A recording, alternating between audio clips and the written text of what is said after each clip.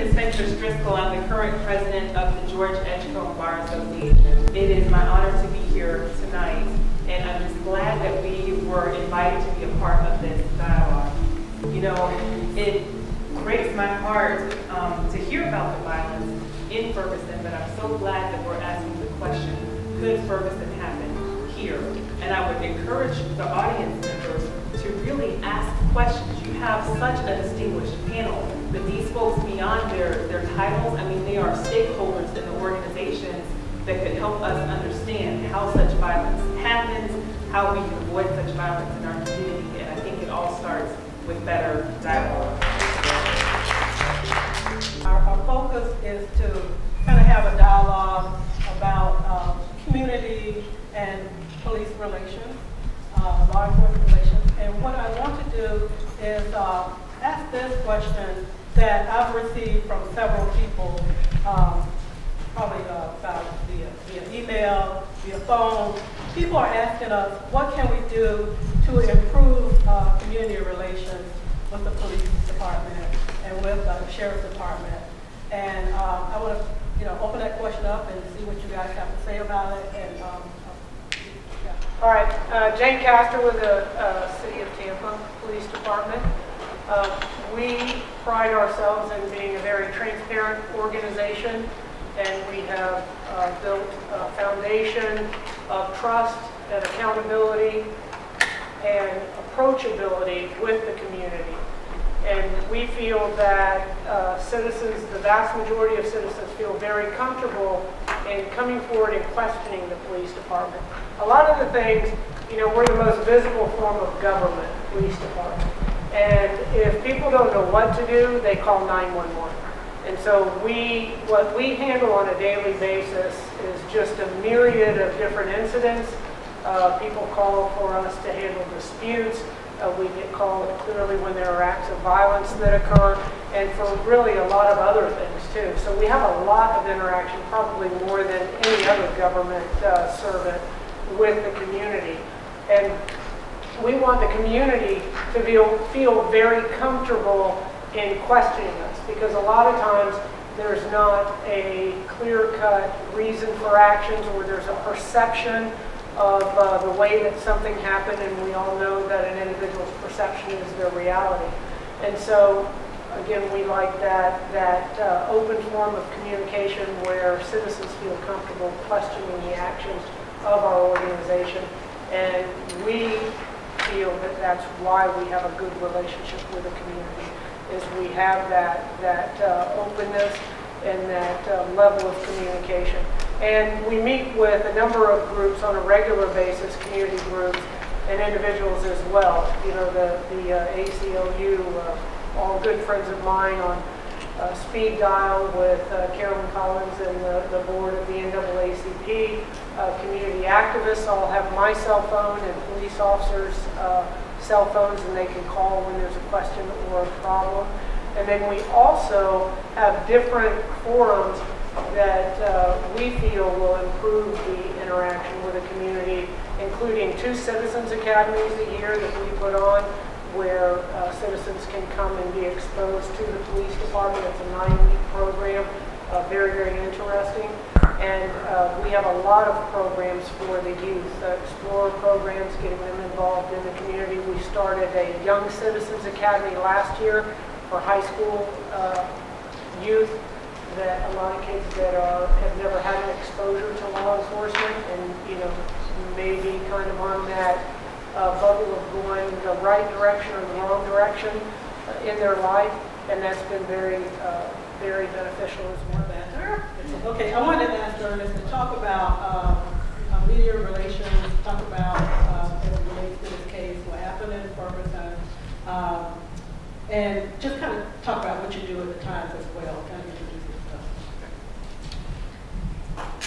Well, I'm Ernest Hooper. I'm a columnist and a bureau chief at the Times. And I think when you look at what happened in Ferguson through the prism of journalism and media relations, it's a reflection of how the media is changing and how we communicate with each other is changing. right before our very eyes and changing really in dramatic ways. The Ferguson situation evolved somewhat. I was so glad to hear you say, Chief, that you believe in transparency, because one of the problems with Ferguson is that there was a lack of transparency with the Ferguson Police Department. There was a reluctance, it seemed, to release information about the shooting of Michael Brown, and it trickled out very slowly. And the situation we have now, maybe 10, 15 years ago, if a police department was slow to put information out, the media would report, well, we're still waiting to get answers from the Ferguson Police Department. Now we have a different set of circumstances because of social media, and in particular Twitter, where in some cases, I think when the information didn't come out, people began to create different scenarios as to what they thought happened, as to why they felt like it was an injustice, as to why they felt like the Ferguson Police Department wasn't releasing information. And that's what happens when you have a lack of transparency. And then those folks began tweeting different theories, different possibilities, and there was some misinformation that got out to the public. But the positive of that is that people are taking this into their own hands and using social media to communicate with each other and to help people rally to certain causes. And I think that's what we saw with Ferguson and with the hashtag Black Twitter, really got people to mobilize and take an interest in what was happening in Ferguson. The other factor involving the media in the Ferguson situation was the arrest of 2 reporters, one from the Washington Post and one from the Huffington Post. And if you allow me a bit of ego, it was nice and refreshing to see people get so upset about reporters getting arrested. And it really indicated that there's still a value for freedom of the press in this country. We hear so often about, fewer people reading the newspaper and those kinds of things. But in a situation like that, people wanted the media there. They wanted to hear from reporters, and it was upsetting to them when reporters were arrested. They perceived it as yet another attempt by the Ferguson Police Department to hide the truth. So I think those are 2 prevalent factors about how the media played a role in what happened in Ferguson. Okay. First of all, good evening. My name is Alec Hall. I am from Tampa. I went to the only high school here in Tampa. That would be Hillsborough High School. Just want to see if you were paying attention. But in any event, I'm an attorney here in Tampa. I've been practicing 6.5 years. Currently employed with the Federal Public Defender's Office. I've been state practice in Sanford, Florida. We do not Seminole County. I've been here in Tampa, my hometown, practicing at the Federal Public Defender's Office. I do federal criminal defense, and I do criminal appellate practice as well. And I will say in my area of practice, whether it's on a state level or even federal, these are the cases that I will see. Interactions with the police for any type of criminal law violations. I will see them from the grassroots all the way up, misdemeanor, felony of all kinds. My job is representing those who cannot afford to hire their private attorney. Constitutionally, they are required to have counsel, and that's our job, representing what's called indigent clients, making sure they have their day in court and their constitutional rights are not violated at all. I don't know if you want me to comment on Ferguson or not. My name is James Cole. I'm the current president for the Sheriff's Black Advisory Council here in Hillsborough County.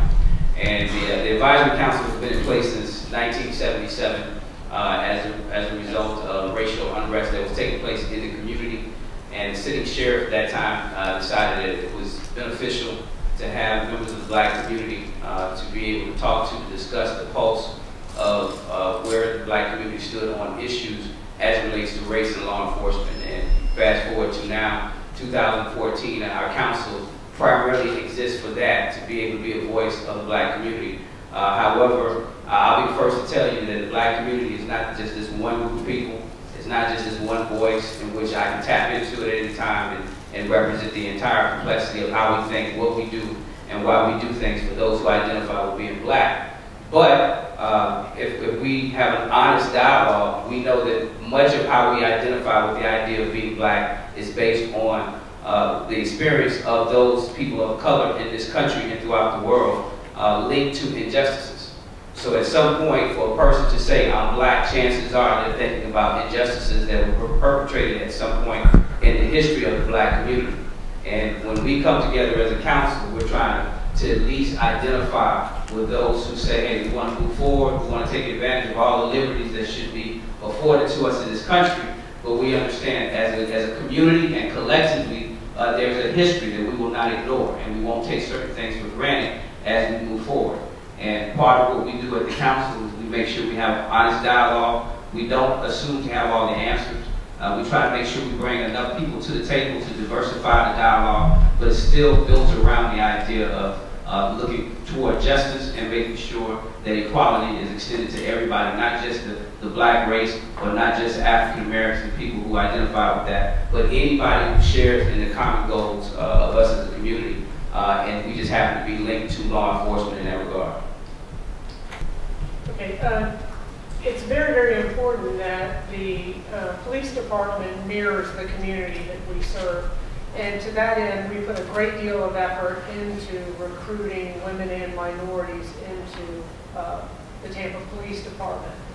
And one of the stories that I like to tell as well is when Sonia Sotomayor was first chosen as a Supreme Court Justice. And in her confirmation hearings, a lot was brought up about her Hispanic heritage and how that may affect the decisions that she makes on the bench. And my thought was, well, no kidding. Isn't that the point of diversity? Is that we are all a product of our life experiences, and you need to have those different experiences and those different viewpoints at the table when decisions are being made. So it's very important, the diversity in our organization, and everyone feels that way. Now, as far as we go down into our organization, I think everyone is aware that in the city of Tampa, we have 26% African American as our population. We have 14% African American on our force. We would like to have 26%, and we work very hard trying to recruit individuals to law enforcement. But with that 26%, you have to understand that that's from birth to death, and we have a little smaller range for law enforcement officers. So we have to look at the age range, and then clearly there's a very difficult background, very rigorous background, because we have the ability to take someone's freedom away, and you don't want to give someone that authority inappropriately. So there's a very rigorous background that most applicants don't pass. And that doesn't matter what background or makeup you have. A lot of the individuals, the majority of the individuals that apply for law enforcement are not chosen. Yeah, my name is Chairman Waller. I was just doing some research on rebellions in Tampa, and I looked at the title. The Ferson happened here. It already has. June 1967, June 11th, murder of Martin Chambers. 1987, February 20th. 1989, Edgar Allan Price.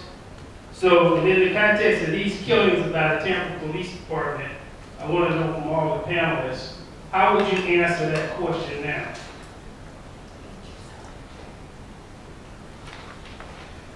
Well, you bring up a very good point. Good Ferson happened here. Well, it has, and certainly out of the cases you mentioned, the one involving Martin Chambers in 1967 may be the most infamous, if you will. You know, I certainly think it's possible that it could happen here again. The challenge I think we have as a community. And the challenge, I think, to me, is twofold. We have a challenge as a community to try to stop it from happening again, and the police have a challenge also to prevent it from happening again. From our perspective, we have to grapple with the question, and I have two young sons who are in college, and the question I always grapple with is, you know, how do I teach them how to respond when if they're pulled over by a police officer, while at the same time them entering that situation with respect for the police instead of fear for the police. And there are some people in the community who will say, well, no, respect shouldn't be involved at all. You should teach them just to fear the police and you know, respond accordingly, because if they don't, they can end up getting shot like Michael Brown did. So, to me, a healthier approach is to have some kind of combination of respect, more so than fear. But, you know, in the end, we want to make sure they survive those encounters, and that's what's most important. For the police, and I appreciate the different programs you have, Chief, but I think every time a police officer has an encounter with someone in the community, it's a chance to make an impression, plant a seed, if you will, and that impression can be either positive or negative. And I think, especially young kids, if you plant negative seeds, then you create greater ambivalence as they get older, and then they may be likely to respond defiantly as they get older, and when they pulled over, if they feel like they're being mistreated, if they feel like, as you said, they were pulled over not because of something they did wrong, but because they're African American. So, I'm sure you talk to your officers about this, but we need officers to understand that every time they have an encounter, it's a chance to build a positive impression or to build a negative impression. I know when I was 16, I got stopped by some police where I grew up in Tallahassee for trespassing. We were trying to talk to some girls at a cheerleading camp at Florida State. And initially we were defined. The people at the camp said, well, you guys are trespassing, we're going to call the police. We were like, yeah, go ahead, whatever. But then the police came and it was suddenly the situation got very serious. Fortunately, the police didn't respond with a lot of hatred, and we kind of stood down too. And I felt like we kind of met it halfway, you know. Okay, we get it, you know. And they were like, yeah, we get it. You guys are just knuckleheads trying to talk to girls. So we're going to let you go instead of arresting us. But had that gone differently, that could have left a very negative impression with me. And then the next encounter I had with police could have gone differently, because now I'm defiant. So to me, that's, you know, each side has to kind of work on that if we don't want another Ferguson to happen here. And I wanted to run through this PowerPoint real quick, just so we can set the scene a little bit and get a sense of what we're actually talking about. And then I'm going to pose some questions to you guys, and then we'll continue with the questions from folks in the audience, if that's okay. So, so we got this idea to present this community forum, of course, because of Michael Brown and some of the protests and the issues that came to light regarding that. So let's remember some of these cases that have led up to this. First, we had Trayvon Martin, 17 years old, shot and killed by neighborhood watch volunteer George Zimmerman in February of 2012, and Zimmerman was acquitted of any responsibility in that murder in July 2013. Then we had Jordan Davis, 17 years old, shot and killed by Michael Dunn after an argument over loud music at a gas station in November 2012. This trial was declared on first-degree murder charges on February 15th, but they had a retrial and they found him guilty of first-degree murder in a new trial just on October 1st. Michael Brown, 18 years old, shot and killed by police officer Darren Wilson after Wilson stopped him and a friend walking in the street on August 9th, kicking off tons of protests. Wilson is the subject of a grand jury investigation, and of course we had a lot of unrest in the wake of both his death and now suspicion that he may not be indicted, that Wilson may not be indicted. John Crawford III, 22 years old, shot and killed by police at a Walmart in Ohio while carrying a toy rifle on August 5th. A 911 call had said he was pointing a rifle at children, but video from within the store doesn't corroborate that, and a grand jury declined to indict the officers who were involved. And LeVar Jones, 35 years old, shot by a South Carolina state trooper while trying to reach for his license during a traffic stop on September 4th after the officer asked for his license. That trooper was fired and arrested for assault and battery after dash cam video from the assault made the news. So these are some of the things that we're talking about. These are just incidents, for the most part, except for the first two that I talked about, that have happened within, I'd say, the last 7 or 8 months, right? And of course, we have this. So the question that we have now is, are we hearing more about incidents involving allegations of excessive force with police? Is it happening more often? Or is the way the media is covering this exaggerating the situation at all? So I guess my first question would sort of be, we have a string of incidents where people who were unarmed or seemed to be within their rights were handled pretty roughly by police. And the question would be, are we seeing more of these incidents now, or are we just more sensitive in the wake of the Michael Brown shooting? And I will start with the police chiefs and then maybe go down the path. Hey, I asked my question before they didn't answer. I'll get right back to it. Again, I apologize for joining the conversation in the middle, but we'll get back to your question. Go ahead. Go ahead. I don't know the answer to that, if there are more instances or if they're publicized more. I'm not sure about that. If I had to guess, it would be that they're publicized more because people are more apt to, everyone has video now, everyone has cell phones with videos and can post on any form of social media. So that would be my guess, is that they are posted and more attention coming to those. But also, you have to understand the number of police officers nationwide as well. Just in the city of Tampa, we have 1,000 police officers in our organization. And I certainly don't say that every police officer out there is doing the right thing at all times. But there are hundreds of thousands of police officers nationwide as well. And clearly these are instances of very bad behavior on the part of law enforcement, which in the profession of law enforcement reflects negatively on all law enforcement officers. I was just having a conversation earlier that you may or may not be aware that there are studies done of public perception of different professions. And for example, in general, the public holds physicians in very high esteem. And if a physician does something egregious that kills a patient, the public still holds physicians in very high esteem. And if you look at public perception of law enforcement, it looks like an EKG chart. If something bad happens, if you have a Ferguson, Missouri, every police officer in the nation is the bad guy and pays for those instances.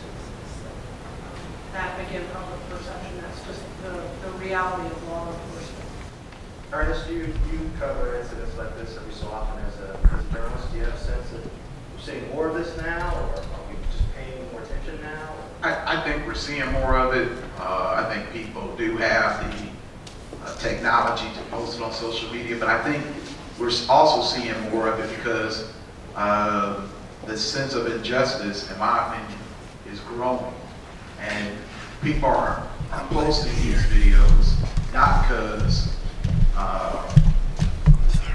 they're posting them because there's a sense of outrage and they want change and they feel like, as you said, someone's perception is their reality. And the perception is that in many cases law enforcement is guilty of excessive force against African Americans. That law enforcement is guilty of racial profiling, and they can see that in posting these videos and bringing attention to these injustices, they can bring about change, and that's what they're trying to do. Do you have a sense that are more of these incidents happening, or are we hearing about them more?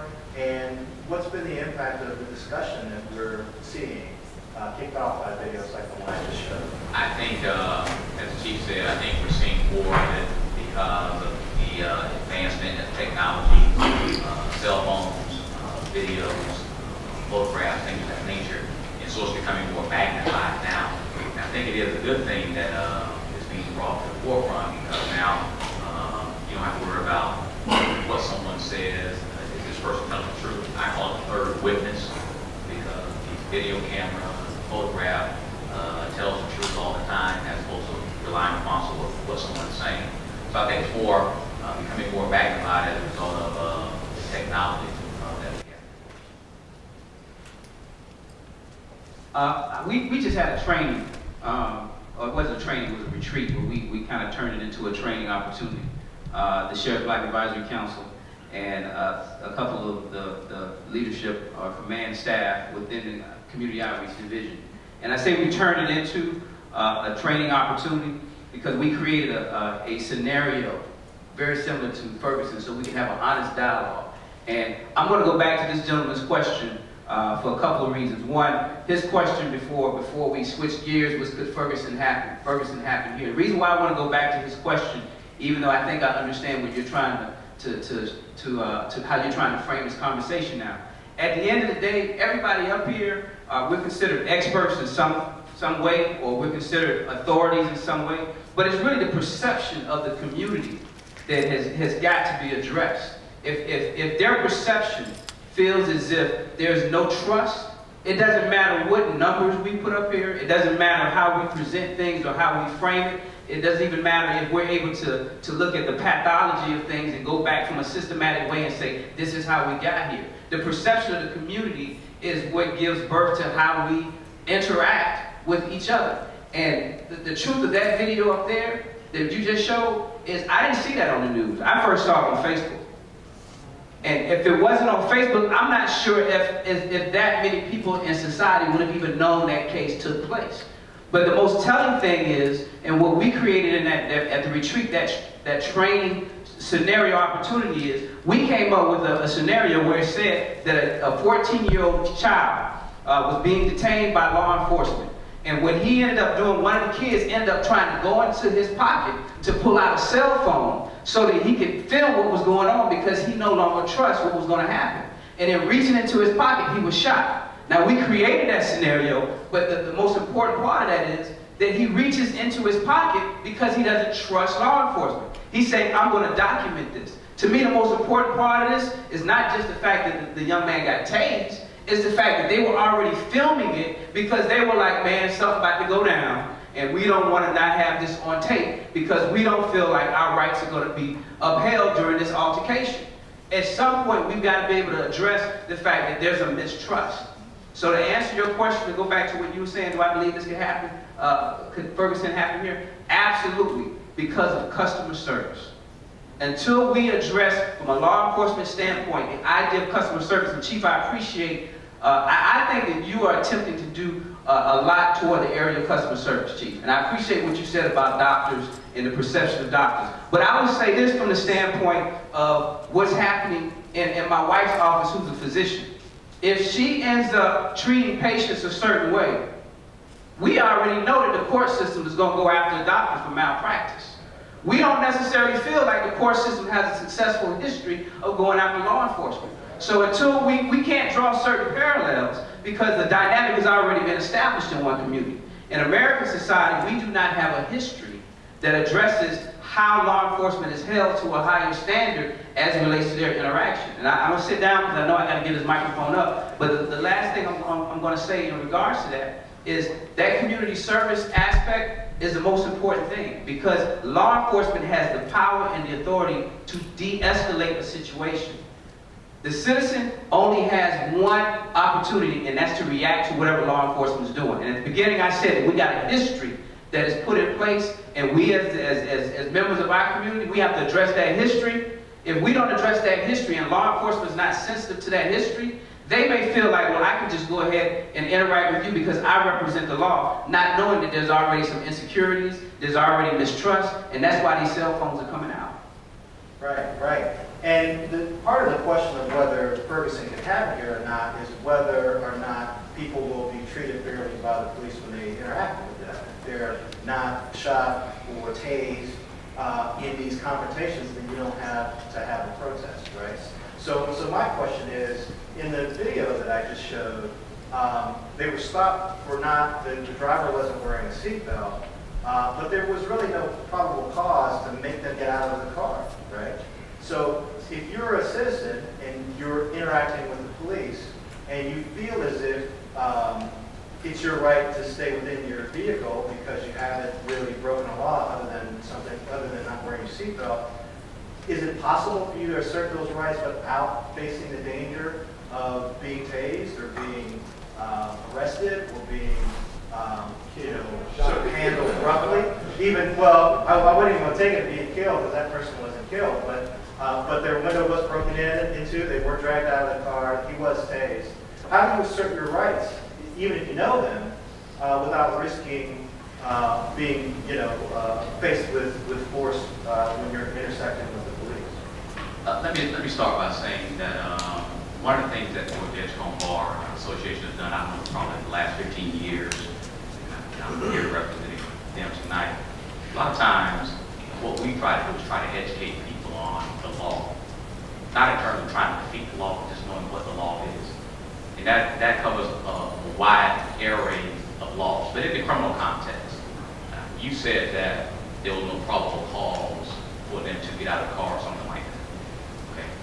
First of all, there's a case called Ferson versus United States, WHREN, which says that when there is a traffic infraction, that gives the officer the basis to stop the vehicle. Once the vehicle is stopped, the U.S. Supreme Court has said the officer can order that person and their passengers out of the car. But if people don't know that, and because of the embedded distrust that we've been talking about so far, now when there's a stop, now we have a confrontation going on. And so now the officer's in the performance of his or her lawful duty. And as a result of that, that's what you see here in the video. I believe that's in Indiana, if I'm not mistaken. And you saw their superiors have already issued a letter saying there's nothing wrong here. Because see, now you're getting into what's called resisting arrest or obstructing an officer. And so now he can order him out of the vehicle. And what I share with people when I speak at symposiums and things of that nature is to comply with the officer's request. If a person feels like they've been wrong in some degree, then you seek a redress either with most agencies have an internal affairs division or seek your legal counsel. But I disagree with what I call having court in the street, because what you will get, you can lose your life because situations can get out of hand. So in a situation like this, I do advocate doing what the officer requests as long as it is within reason and not something crazy. So that's the first point I wanted to make in response to your question. This, in my opinion, you can have, as I tell everyone, you have right and wrong, and then you have the appearance of right and wrong. And if you have to explain your actions as being right, then they're probably wrong. And in this instance right here, one of the things that Ernest talked about is the communication aspect of it, where our officers, they are taught that every traffic stop that they engage in, every stop of a citizen, that they explain why they're stopping them, explain who they are, explain what's going on with that communication. And this individual, if they wanted him to get out of the car, get his name and date of birth, and I'm sure Indiana has the same capabilities that we have here in Florida to run driver's license databases, pull up a photograph. If the individual is who he's saying he is, then let him go, and there's no wants or warrants. One of the issues in law enforcement is usually when individuals, try to be deceptive or don't want to provide the information that is requested, that a lot of times that is because there is a warrant or there is some type of an issue there that they don't want law enforcement to find out about. I have no idea if that was the case here, but our officers are taught conflict avoidance. You know, nothing good comes from a situation like that. Now for them to stand up and say, well, we were right, it sure doesn't look like you're right. So that's how our officers are. It's all in the communication. And frankly, it comes down to how you treat people. And that's something that our officers hear from me the day that I swear them in, and they hear it continually throughout their career. And that is the golden rule of the Tampa Police Department, is that everyone is treated with dignity and respect. And it doesn't matter who you are, what your station is in life, everyone is treated with dignity and respect. And that's how you build positive relationships out in the community, and not like what you see on the video. Ernest, did you have anything? Okay. So I was doing a little research for my questions here, and you guys may have covered this, but I found a Tampa Bay Times story that said that Tampa's population is 46% white, but its police force is 70% white. And the Hillsborough Sheriff's Office is also 70% white, even though the county population is only 55% white. So one of the things that we've heard people suggest is that in Ferguson, you had a community that was largely African American that was being policed by a force that was almost entirely white. Is that an issue here in Tampa, given the disparity in numbers? And if it is, how do you deal with it? And is there any concern that you may have similar problems that Ferguson said? Well, actually, we've already covered that. Already covered it. Okay. We did that earlier. You did that earlier. The answer would be yes, maybe yes, yes. Okay. But You guys anyway, I don't think that it clearly, you need diversity, but the issue went much deeper than white officers did first. Well, one of the other issues was transparency. When the incident happened, there was a long period of time before you found out who had killed, the name of the officer who killed Michael Brown. And when they released that information, they also released information that made Michael Brown look bad. How does the Tampa Police deal with these kinds of incidents? And do you have more transparency than we saw in Ferguson? And do you think that's the key to handling these issues well? Yes, that's one of the, I happen to watch in the morning while I exercise. I watch CNN, and every day with the Ferguson, Missouri, I would say this can't get any worse. And then the next day, I'm like, well, apparently it can. And then the next day, apparently it can. We talked earlier about the Tampa Police Department and the transparency within our organization. In Ferguson, from the very beginning, and just the fact that they left that young man's body out there just showed the lack of respect that they had. And then from not providing information, from not providing details, not providing the name of the officer. I can give you a similar instance that occurred here in the city of Tampa, where there was a young man who had a pistol grip shotgun that he ended up pulling that pistol grip shotgun on two police officers. And the first information that came out was that no, he didn't have a gun. And we showed photographs of that gun. We also showed video of the officers reacting to having the gun pulled on them. We identified the officers immediately. We talked to everyone in the neighborhood about what occurred, answered any questions that they had. And as a result, it was a very tragic event all the way around. As I tell everyone, police officers are in the business of saving lives, not taking them. And it's very devastating when an officer has to use deadly force. But in that particular incident, it was a tragedy, but there was not civil unrest based on that, because we came out with all of the information, answered all questions, and basically were very, very transparent in that instance. Well, we have had an instance a long time ago in this area where we did have Ferguson level unrest when Tyron Lewis got killed, right? So you guys already talked about that? A little bit.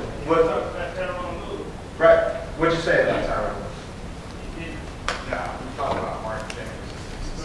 I named a list of people who've been killed by the police in Tampa to get them to answer the question, could it happen in Tampa? And I said it already happened. Yeah, already since she brought up Javon Neal, the reality is, it was said that Javon Neal pulled a gun on the police officers, and that's why he was killed. At that apartment complex, there are 360 cameras, you know, those cameras with the globe on it, all over the apartment complex.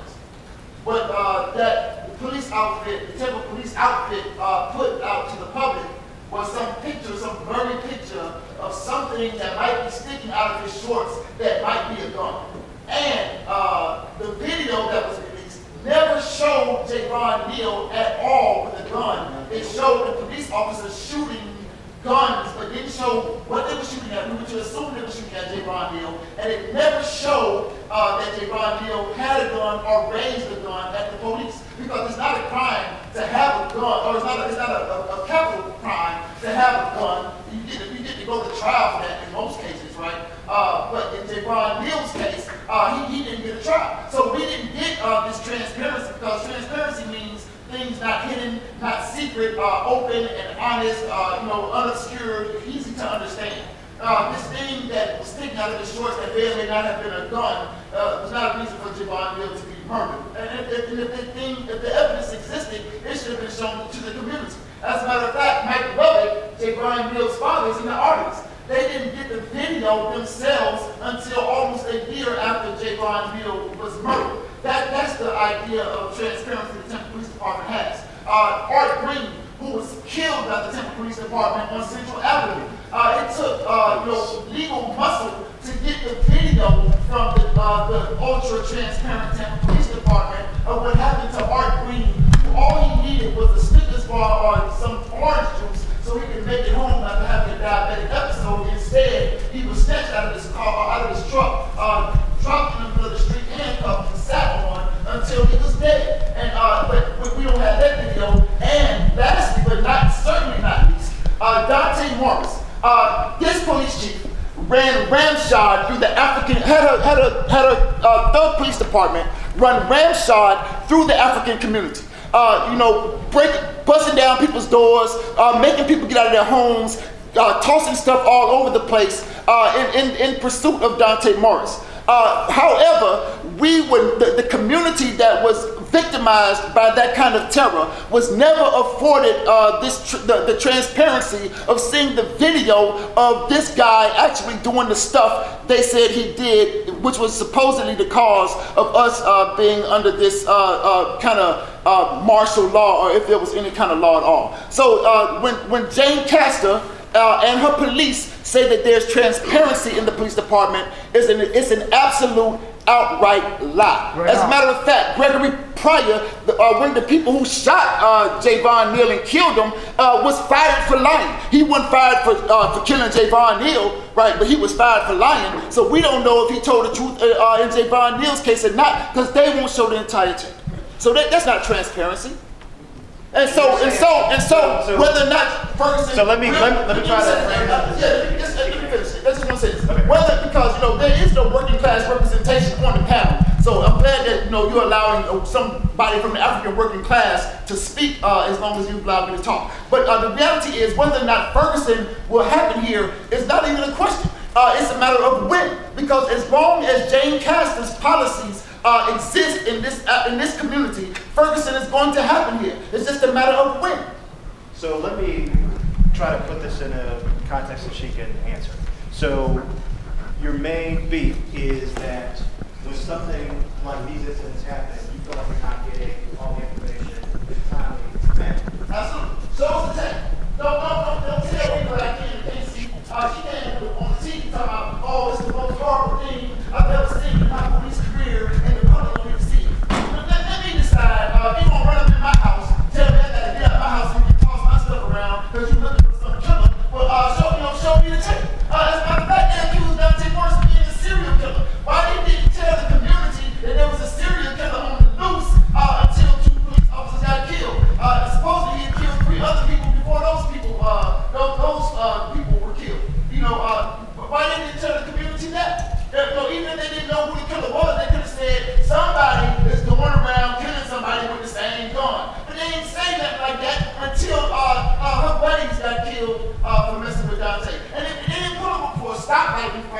Or no, she said something like, well, you know, we pulled you over because you ran the red light. No, they pull Africans over because they ride on handlebars, on bicycles, because they don't have a light on the bicycle, because your tag, we can't see it too good, like it's tinted, or the light was out. That's the kind of stuff they pull us over for. Nothing that's endangering anybody really, like anybody else. They pull us over for all kinds of, anything you can imagine. I got pulled over one time because my passenger side mirror was cracked. You understand me?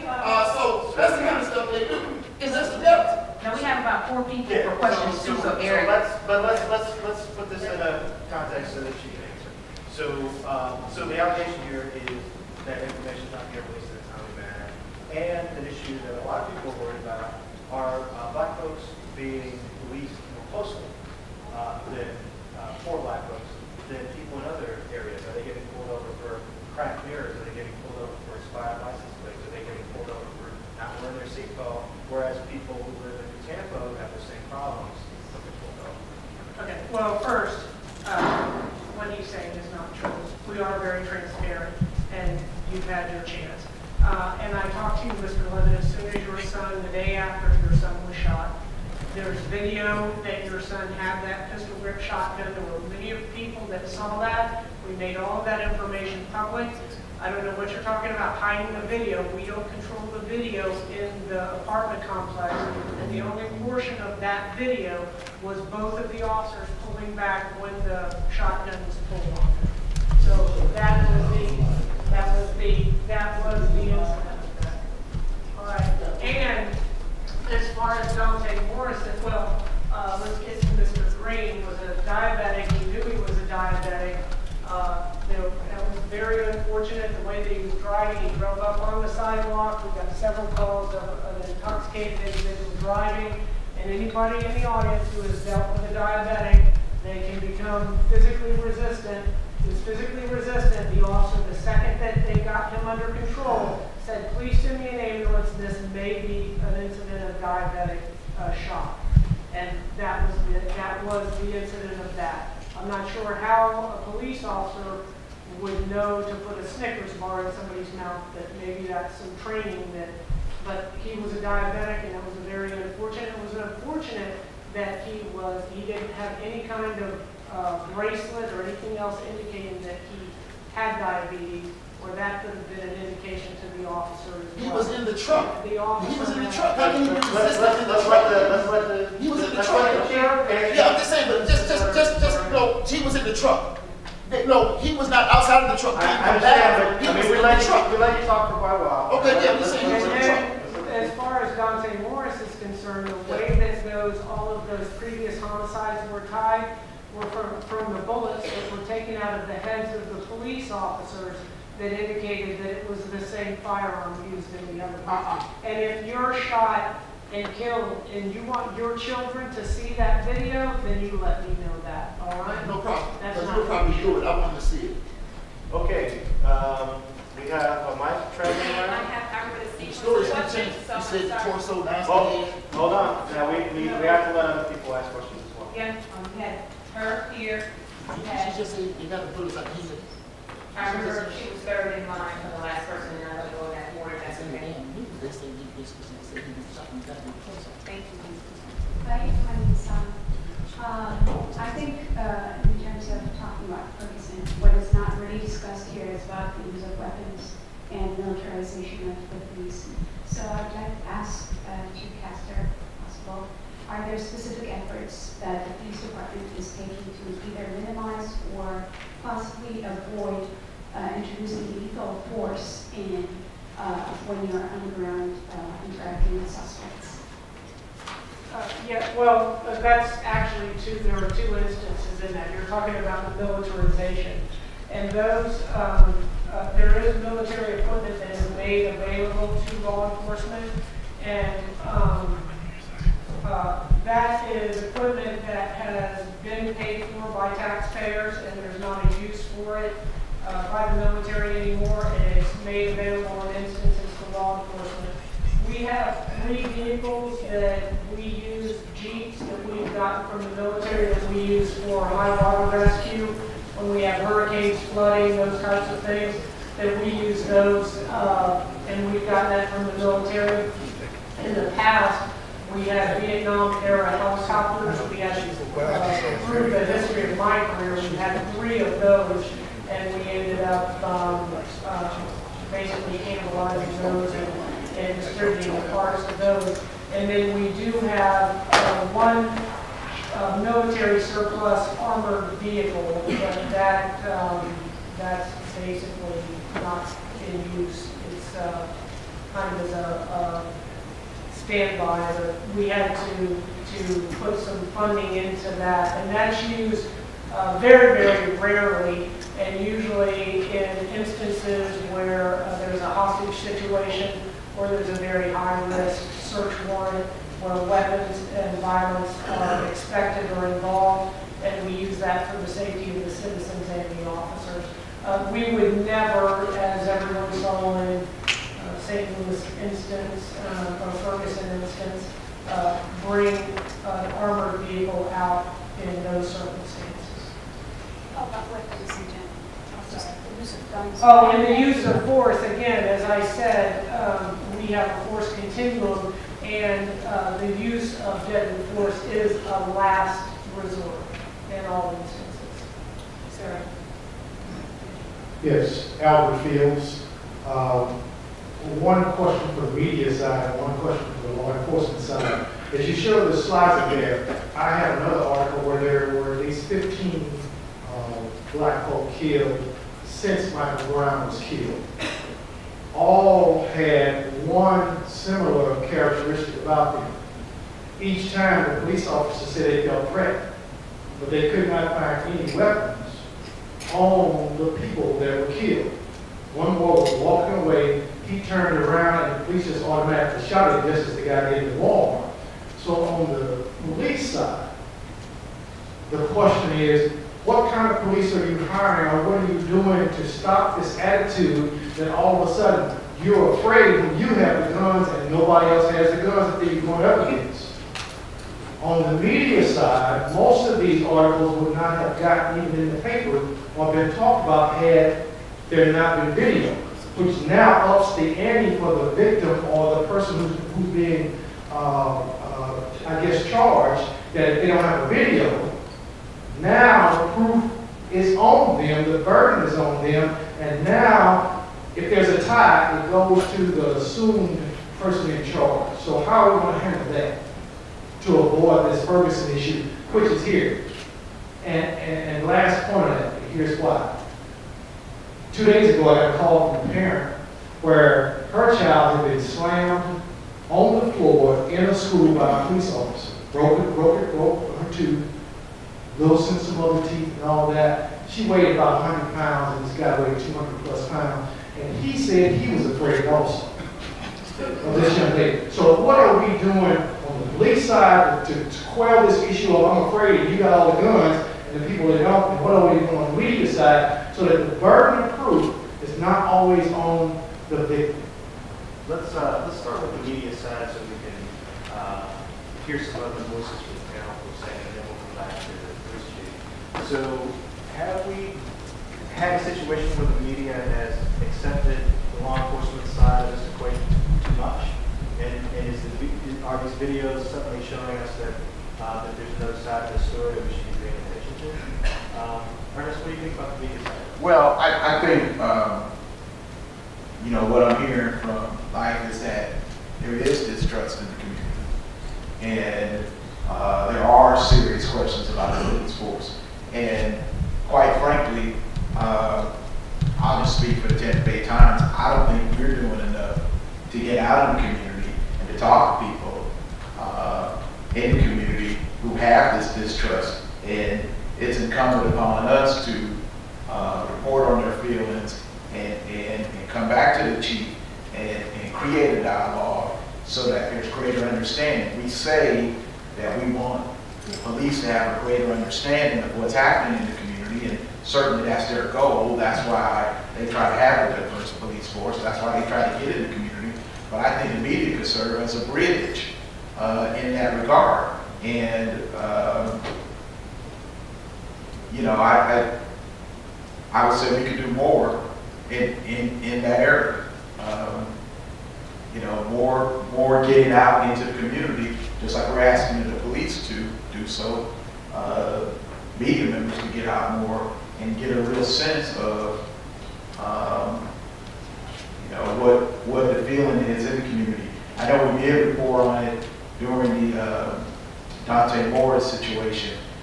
There were stories that reflected the sense of outrage about what some people term the police state. But it has to be constant. It can't just be when the big incident occurs, when the big crime occurs. It has to be consistent, and we need to work on that. There's no doubt in my mind. And I wanted to ask Mr. Cole, this is something that stretches all the way back to Trayvon Martin, and even before that, a concern that law enforcement is quicker to feel threatened by black people, especially young black males. And I wonder, is that anything that you've seen?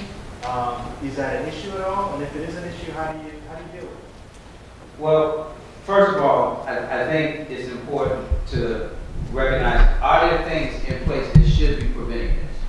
Now, them being in place doesn't mean that it's going to prevent certain things. Are there training, is proper training in place at the Tampa Police Department? Is it in place at the Hillsborough County Sheriff's Office to make sure that people are sensitive to all these issues? And I know the trainings have been put in place. So anytime I look at the system from the standpoint of, do we have things in place to make sure we're preventing this, and those things in place, I'm saying, okay, we're on the right track. However, one of the biggest concerns I think that's not really being discussed here is the historical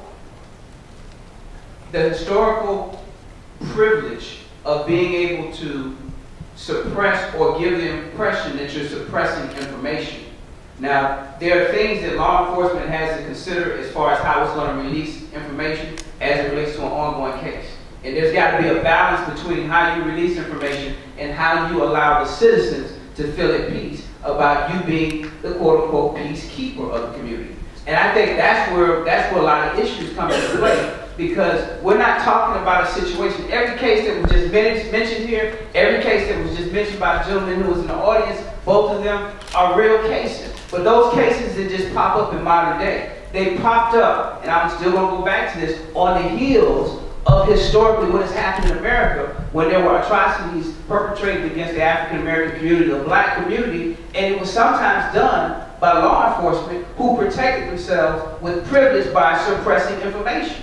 Now, we can say, well, that's not happening right now. And if that's not happening right now, it's got to be a better job of making sure the community feels comfortable about that information is out there. If there are some discrepancies in one side of the story versus the other side of the stories, the law enforcement has to wear the burden of making sure the right story is being told if they disagree with what's being perceived out there by the community. Because when it's all said and done, if Life says everything he says right here, and if Chief disagrees with him, or Sheriff G disagrees with him, but they don't spend the time to make sure that the community has enough understanding of why you disagree, then what happens is we give permission for the community to be misinformed if they're misinformed. If Life believes that, okay, listen, I don't think that we have the transparency. Whether you agree with his tone, whether you agree with his opinion, he's one voice, but I guarantee you, he's not representing himself. He's representing an entire population that believes and feels the same way.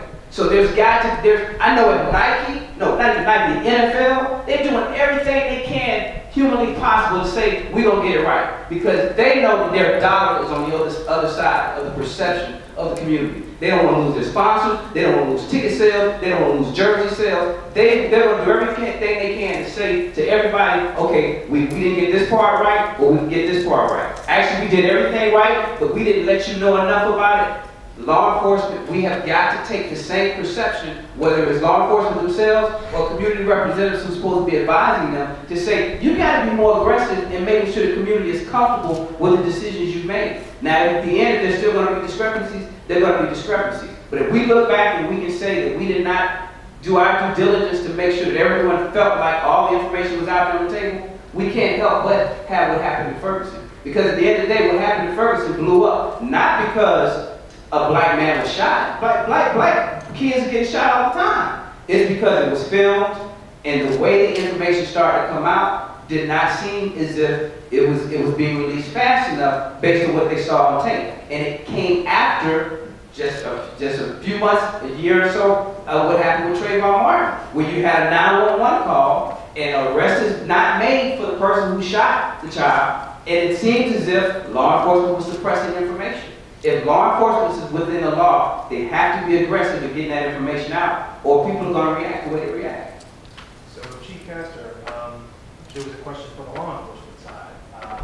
What do you do to ensure that officers don't feel overly threatened by black folks and feel less threatened from white folks? How do you deal with it? Well, I can tell you that all of our officers, we do a great deal of training, and we have just instituted a fair and impartial policing, and better known as the bias prevention policing by Lori Friedel here at the University of South Florida, and she provides that training nationwide. And the reality is that people are biased. That is true. And if you look at everything, actually Joyce from the ACLU went through, as Carolyn Collins did from the NAACP, actually went through the training with us, and a few ministers from the community as well, went through the training with staff. And the reality is that there is bias. Black, white, law enforcement, citizens, all, when you show them the videotapes, they focus on the young black males. Everyone does that.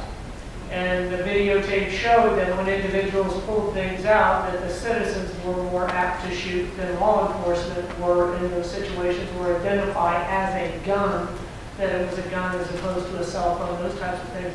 But those are things that, conversations that we need to have, honestly and openly, and then we have to train our officers to realize that they, as human beings, have certain biases, and that they have to pay attention to those, not only in the way that they deal with individuals on a personal basis, but the way that they police in their community as well. So we do put a great deal of training into that particular area in dealing with everyone in our community.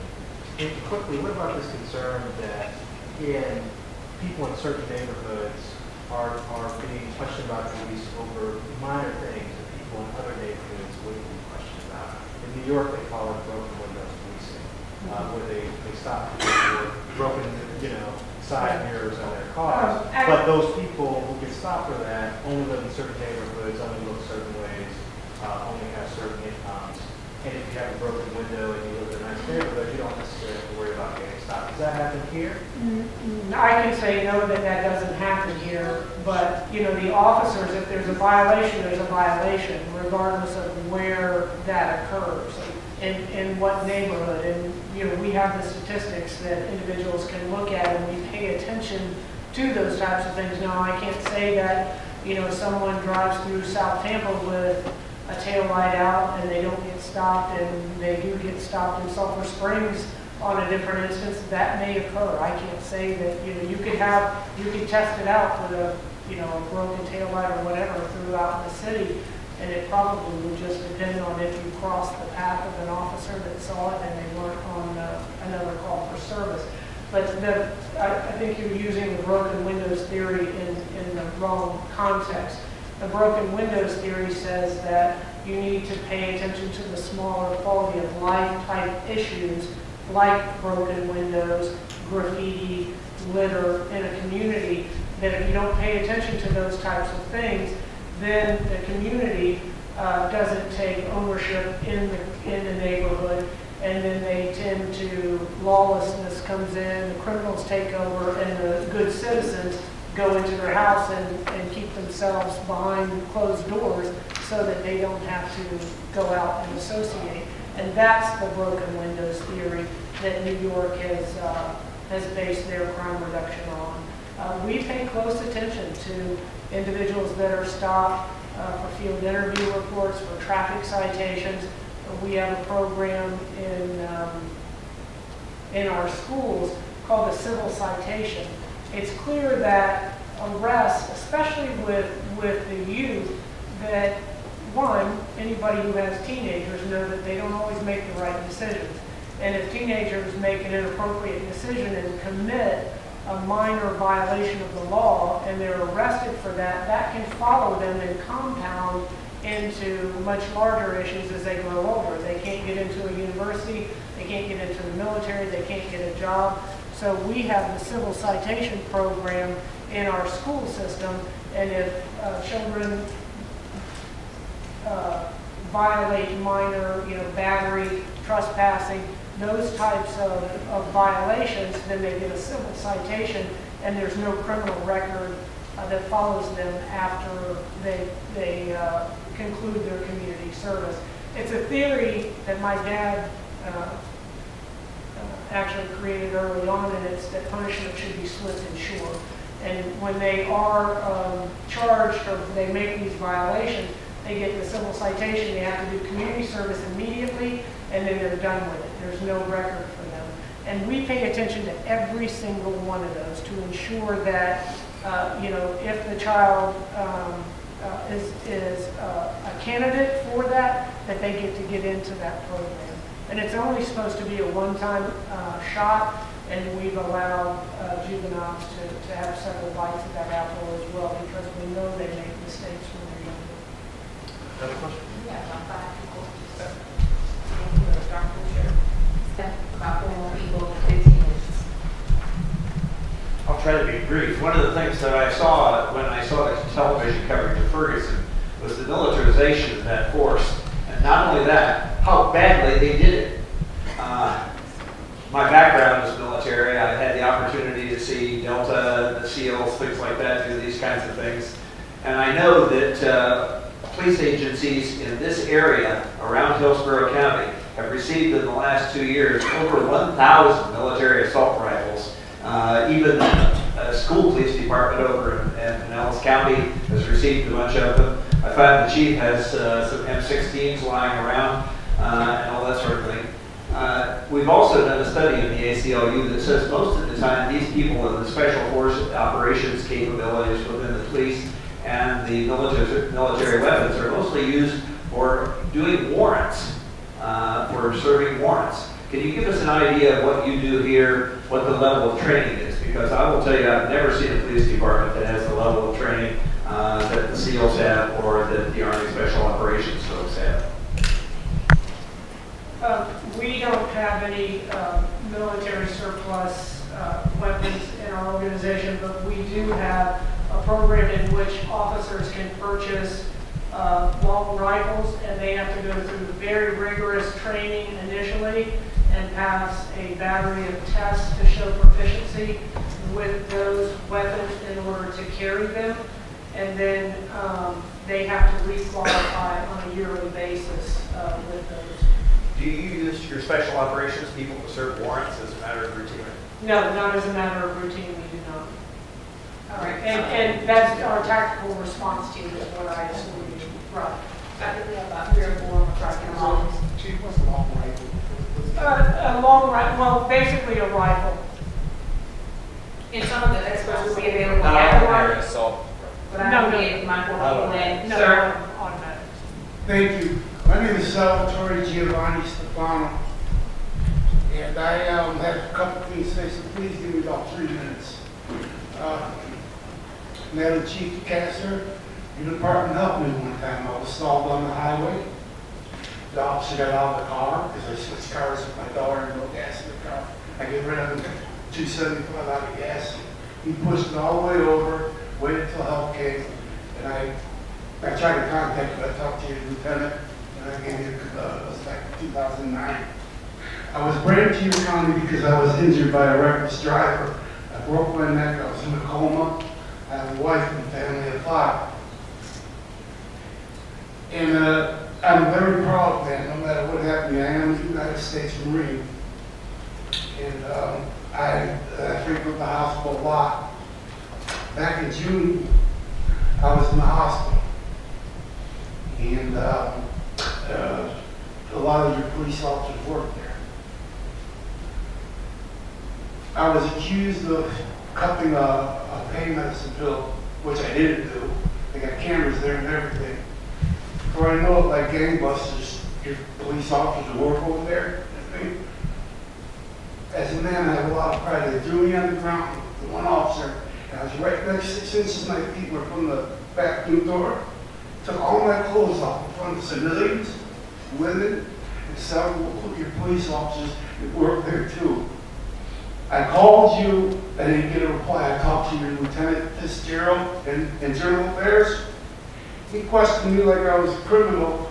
My brain injury, I remember everything, but I can't remember certain colors, numbers, and all that, and that's just the way it is. But I was honest, I didn't go to the news, didn't do anything. I called your office 4 times. You never called me, nobody returned a call from me. And I was really at my wits. I wasn't looking for prosecution. I wasn't looking to sue you. I wanted to make you aware to have a resolution to this, and I wanted an apology. That's all I wanted. Now, to answer other things, although I'm white, I'm Latin American. I've seen both sides. Please let me say this. Back in the 1970s, the Constitution says we are all created equal. That's BS, and we all know that. And then we weren't created equal. There's African Americans that have the status that we did. Taken here from another country, didn't send them to school, nothing. Nothing. And then we stopped that with Abraham Lincoln, which he used the African Americans to win the Civil War. Wasn't for them. And they attacked the worst Fort Sumner. And they died, thousands of them, but they were proud to do it because you know what? They wanted that freedom too. They came around, okay, they are equal. Built these ghettos started because they put black people on top of each other in the worst parts of our downtown cities. There was no jobs, nowhere to go, then generations of welfare, then that commits crime. People are angry, they get mad. I'm real, we bleed together like we have the same soul and we love each other. Things are starting to change, but come on, now you're not getting hit 10 times a day, you're getting hit 3 times a day. We certainly understand. Do you have a question that you'd like to? I gave the question, but I got one last solution, okay? Wait, 20 more seconds. We need as citizens with every day to start saying hello to each other of different color. Tear these places down, educate people, not wait for the government, and rebuild these places, nice homes, and give people a chance to learn how to be a carpenter, a security guard, anything in these new developments. And we need to tear these down and build America that way, or this isn't going to end. Prisons up north, 80% African American, 10% of the population. Thank you. All right. Any questions? Hi, my name is Andrew Joseph Jr. It was my son, Andrew Joseph III. I was killed at the Student Day Fair this past February. So I'm here to let you know that Ferguson does exist here. I live here every day. Every day. There's no transparency by the Sheriff's Department at all in this situation. The Sheriff's Department made an early statement that my son was a part of a thing called wilding, that he was part of a gang. There was even instances that he was being chased across the highway with a pistol by somebody else. Well, I'm here to stand here and let you know that all of those things are untrue. My son is an Irish student at St. Stephen's Catholic School. 2 weeks after his death, he received his letter to Tampa Catholic. He's an outstanding athlete as well as a student. And a pillar of his community.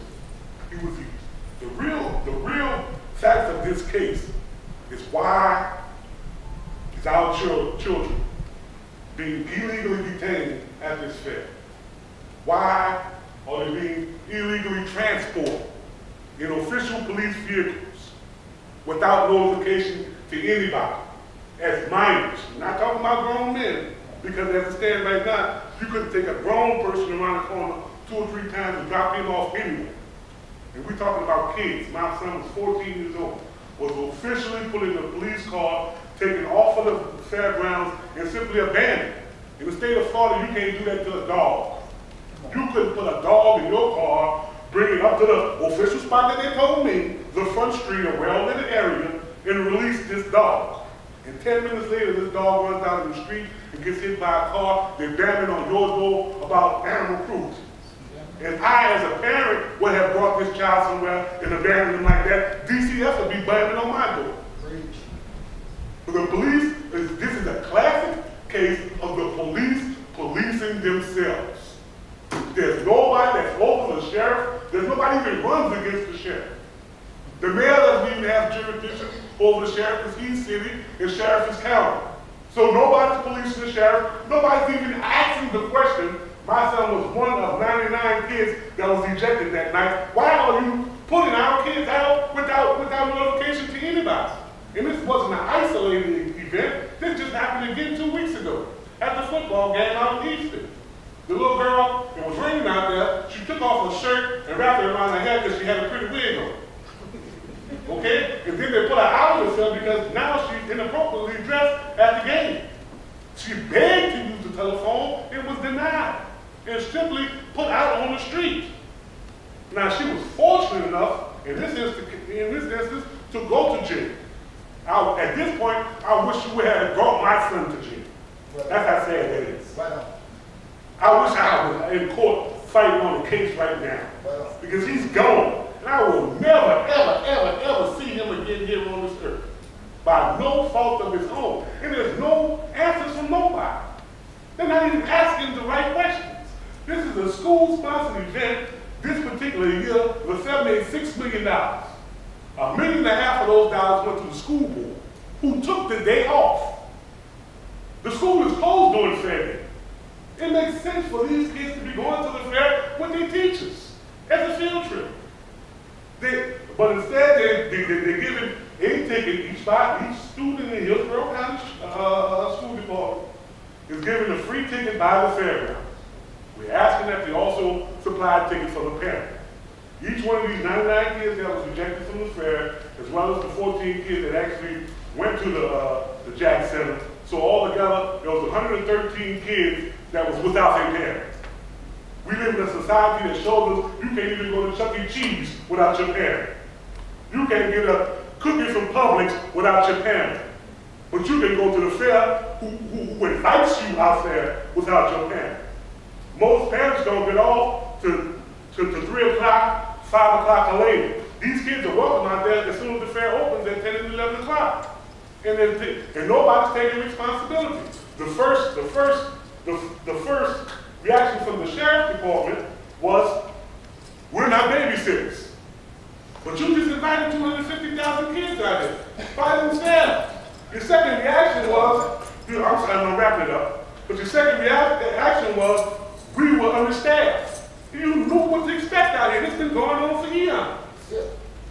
And thirdly, I mean, the whole situation, my original question is, how far are we away from, we all have cameras on our phone. How far are the police away for having cameras?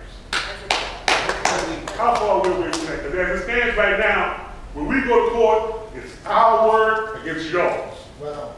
We have no voice. This will give us a voice. If you don't understand the plight of these guys, because this is real harassment. It don't make a difference how many degrees you have behind your name, how many offices that you own, how articulate you are with your speech. When those blue and red light comes out behind you, it don't matter who you are. It's a life-threatening situation. So these cameras will give us a voice of force. It will give everybody else a hell of a reality show. Come on, man. To see what we have to go through every day. Come on, man. Every day. And I'm still fighting this fight with the fairgrounds, and I'm sorry, but it's just so much. There was 113 legal guns with permits that was allowed in the fair with this riot situation. Legal guns. 113. Imagine how many illegal guns was up in there when these guns came through the gate. So this is not a safe event. This has never been a safe event since it was Negro Day back in West Camp. Yeah. They changed it from Negro Day to Midnight Madness to where we are now, Student Day. But the policies and procedures, as well as the population, is still the same for Negro Day. We put out an RFI. We've had a group of officers in the Tampa Police Department that have been in the process of writing policies and procedures They wrote a request for information from different companies. They had all the vendors come in and show us all of the different systems with the cameras.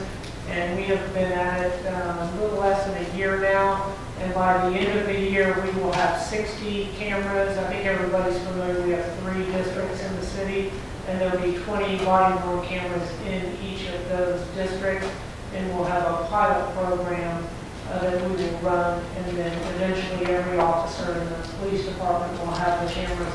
And it's not, I don't know that there's any police officers that are hesitant to have cameras. All police officers are in favor of the body-worn cameras, but it's not as easy as it sounds to just click on a camera and you're done. You know, all of the retention of that video, stamping for evidentiary purposes, when you can and you can't. There's clear legal issues in there when you can video and when you're not allowed to. So there's a lot more than just clipping a camera on an officer, but I believe that every officer is in favor of body-worn cameras. Just a quick reaction to the fairgrounds. And I didn't get a date. You said by the end of the year?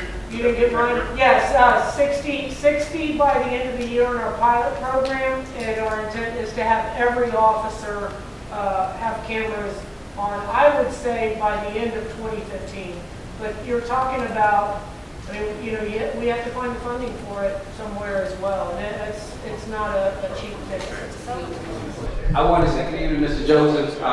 First of all, Mr. Joseph, I think you are the best example of what has to happen in our community, and unfortunately, it's based on tragedy. What Mr. Joseph has done is he has not only reached out to the Sheriff's Black Advisory Council, I know for a fact, and it wasn't to his satisfaction, he has made it known that he wanted to have a dialogue with the Sheriff's Office. He's also gone to the NAACP. He's gone to every organization within the community that I know of and made his personal story and his personal account for what he understands happens to his son known. And we've gone on record, Mr. Joseph, for the Sheriff's Advisory Council, that we are not going to sit idly by and not watch what happens. We understand that there's some legal things that's in place, and you're going to be holding some people accountable based on your representation. But to address two things that Mr. Joseph put in place, or I believe has been a catalyst for. One, I think there are going to be some changes as a result at the fairgrounds on what happens during the week of the fair. And I believe, Mr. Joseph, you and your family and what you've done in your son's name should be recognized for some of those changes. Because the school board has had to take a look at some things, the fairgrounds had to take a look at some things, the sheriff's office had to take a look at some things.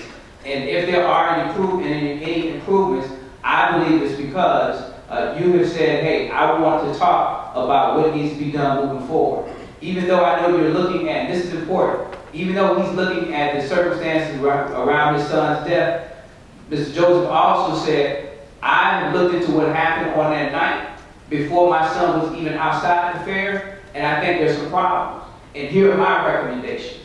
And I'm here to say, I'm still going to say it. You can hold me accountable to this. Every organization I have met with, I have stood and said the things that Mr. Joseph has said, I agree with in regards to they have to be taken a look at, including the school board and its role and how what happens on that day, what we call that day, the activities. Do the activities actually are they friendly to the black community, or are we just sending our kids out there and not even being culturally sensitive to what creates a positive and creative environment? These are things that are solution-based. One thing that we can only do as an advisory council is advise the sheriff and the community on how to move forward. However, ultimately, it's going to take the community to hold elected officials accountable or officials accountable who are responsible for those people making decisions who happen to be elected. You mentioned, I think, the sheriff's office has, the people elect the sheriff. And you mentioned that, that he ran with no opposition.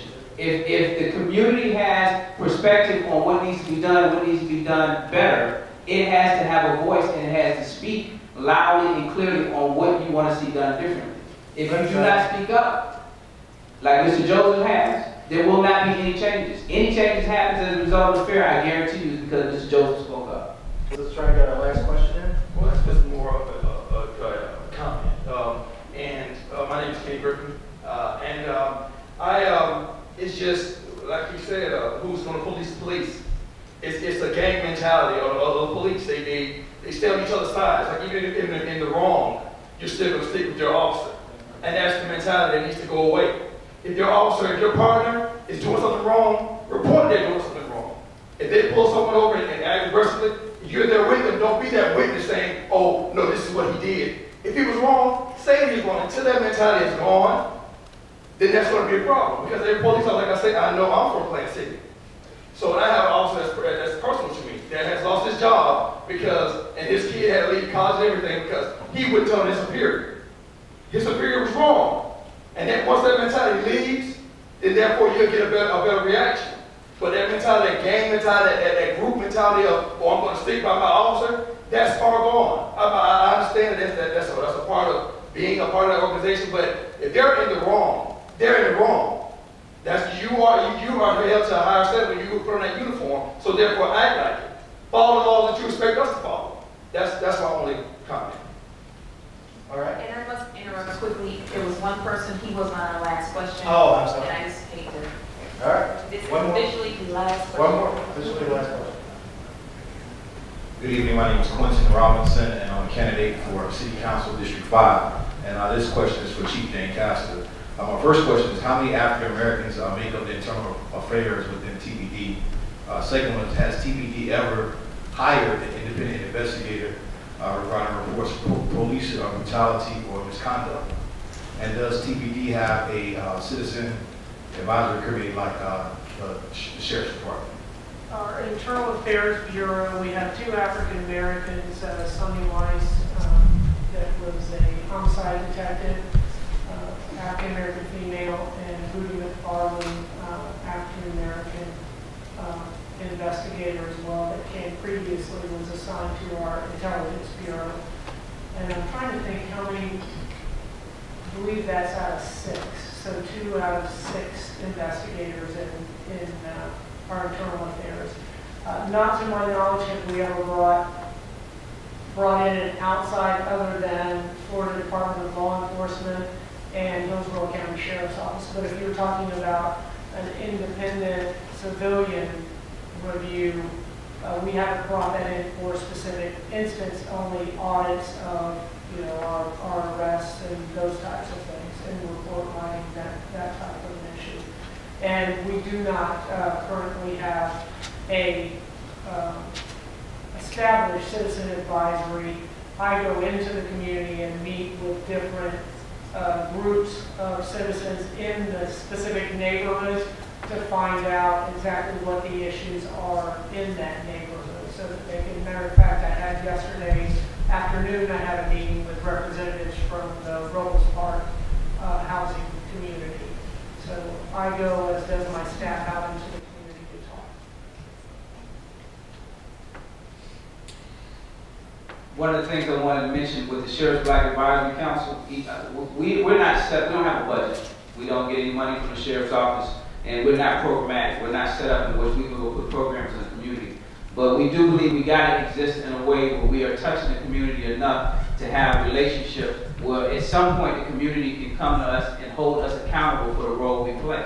And one of the things I'm going on record again to make sure everybody knows here, that with the Sheriff's Black Advisory Council, anytime a sheriff deputy or representative within the Sheriff's Office fires his weapon, we have someone now who is on the shooting review board to sit to make sure that it's justified, it's considered a justified shooting.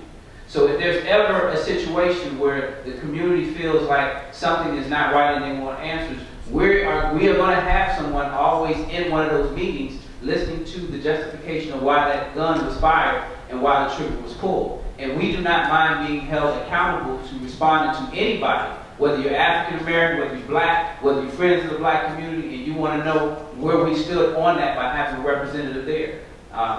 The other thing I want to mention, as far as the council is concerned, Mr. Joseph is the first person. He's not even born in Tampa. One of the things that we've tried to do within the past couple of years, and I'm trying to do as long as I'm still president, is increase our presence so people know we exist. If you don't know we exist, it don't even matter. And it's very easy for a lot of people to say, well, you're just a token. One of the things that we're trying to do to make sure we're not confused with that is to say and go around, we're here, we exist, hold us accountable. Mr. Joseph, even though he's not born in Tampa, he is a Tampa native and a Tampa citizen. He's the first person since I've been on the Sheriff's Black Advisory Council since 2005 to come to us with a complaint. He found us, found me, sat down, and we talked for probably 2 or 3 hours. He's the first person who's not even a native of Tampa who took advantage of the fact that we're here. I'm one of the first time around, I'm gonna say to the community, it's our fault. We didn't let you know we were here and we could be a voice. So now that I'm saying that to the people in this room, I'm not gonna say all Tampa knows, but I'm saying to the people in this room, if you got a complaint regarding what's happening with the sheriff's office, I am not gonna speak for the sheriff. They already know I am not their apologist or gonna be their advocate. I'm just focusing on truth the way I can see it the best I can. But if you don't contact us, we can't serve the community and we can't hold the sheriff's office accountable. And at the same time, when the sheriff's office reaches out to us, because we had a meeting with the sheriff's office, Community Outreach Division, on this same issue. How do we prevent Ferson from happening in Tampa, Florida? And it was an emergency meeting because we wanted to be able to have an honest discussion based on what was happening in the media, and we had a very transparent conversation with them. May not mean anything to you because you weren't there to do the transparent conversation. But we're trying, and we can only do our best if you connect with us and hold us accountable as we hold us accountable. So as we wrap this up, Alec, would you like to give final thoughts? Well, I think I like the gentleman what he said earlier. I think Mr. Thompson, Mr. Johnson, I'm sorry, Joseph. I think that's really what the coach needs to be, is getting the body camera, and heard Chief say that, and I think that will solve a lot of our problems. And I think there needs to be a push locally for the funding to take place so we can do this post-haste, because that will solve a lot of the issues as to what happened.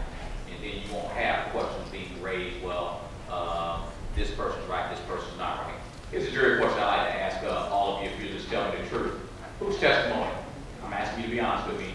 During this question I asked in jury trials, how many of you, or rather, whose testimony is more believable by show of hands? A police officer or a non-testifying or a non-police officer? How many people, if you had a choice to pick, whose testimony is more believable, would say a police officer's testimony is more believable by show of hands? You would believe a police officer more so than a non-police officer? You would? Yeah. Why? Because it's both, he or she is a police officer. Wearing uniform. And see, I get this question all the time. Now, how many people would not take a police officer's testimony over a police officer? So a lot of hands. See, a lot of those questions right there, by answering those questions whichever way, you're excluded from the jury if you're sitting on a jury, because you're what? Biased. What's the right answer? I need to get a testimony first. Well, that's what we like to do. But in any event, I think that's the answer to the unrest that we see. People have a distrust. And as I said earlier, the third witness, the camera, doesn't lie. And then I like to say this. We've always said, and I'm going to take this to my grave, when you're interacting with a police officer, please do what the police officer tells you to do, unless he or she is telling you to do something crazy. Okay, because if you do not, the law, I'm just telling you what the law is because I deal with what facts. And the law, the U.S. Supreme Court has said, when the officer is on the scene, that officer is in charge, period. And if you don't do what the officer says, then that's when you get into problems and things of that nature. And I certainly want to thank, I want to say this about Chief. I think this year you fired several officers because of misconduct. And I think that needs to be said in this setting. Thank you so much. Chris? Well, I think, you know, this has been a good dialogue. I think we need more dialogue. And I want to say that I appreciate what you're going to be doing in St. Pete next week. However, I would work to make your statements inclusive and not divisive. Yes, there's no one, I guess, working class on the panel tonight. I'm not sure what that means. It's how it works. And as Mr. Joseph said, when the police pull you over, if you're a black man, it doesn't matter what your status or how much money you have. You're black. And so when you have these dialogues, when you have these town hall meetings, they need to be solution oriented and they need to be about dialogue instead of diatribe. How can you expect to solve an issue if all you're doing is fueling pouring fuel on situations that are already laced with anger. I understand the anger. I understand that people are passionate about it. I appreciate that passion. That passion needs a voice. Tough things need to be said. But at the same time, you got to aim towards solutions and not just anger. If your goal is to not lose one more black life, you got to talk about solutions. If you don't do that, you're going to lose another black life. We're not talking to people like my sons and other young black men about how to respond and what to do. We are going to end up having a Ferson here. And Chief Ed? Well, I just want to thank everyone involved in putting this together this evening, and thank you very much for inviting me as well, and to I really echo the sentiment of the panel that really it all comes down to treating everyone with respect and dealing with each other on a, there was a lot of passion here tonight, but that doesn't have to be negative, in the encounters that you have. And that's something that we work on every day at the Tampa Police Department. And when you think about police officers are humans as well, and they have bad days, and they don't do everything the way that they're supposed to on a case-by-case basis.